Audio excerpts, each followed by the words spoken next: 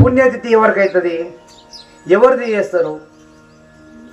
ఎవరైతే బ్రతుకున్నప్పుడు పుణ్యం సంపాదించడం చాలా గొప్ప, బ్రతుకున్నప్పుడు పుణ్యం సంపాదించడం చాలా గొప్ప, పేరు సంపాదించడం చాలా గొప్ప.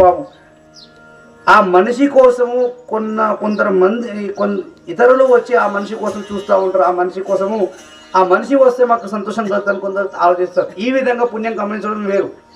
కానీ వాళ్ళు చనిపోయిన తర్వాత స్వర్గానికి వెళ్ళిపోయిన తర్వాత కూడా వాళ్ళ పేరు తీసుకుంటే ఎవరికైతే ఆనందం అనిపిస్తుందో, ఎవరికైతే పుణ్యం కలుగుతుందో అలాంటి వాళ్ళదే పుణ్యతిథి అవుతుంది. బ్రతికున్నప్పుడు పుణ్యం సంపాదించడం వేరు, వాళ్ళు వెళ్ళిపోయిన తర్వాత కూడా వాళ్ళ పేరు తీసుకుంటే ఎవరికైతే సంతోషం కలుగుతుందో వాళ్ళది పుణ్యం. వాళ్ళు పోయినా సరే కానీ తుకామని ఏకమరణిచ్చి సరే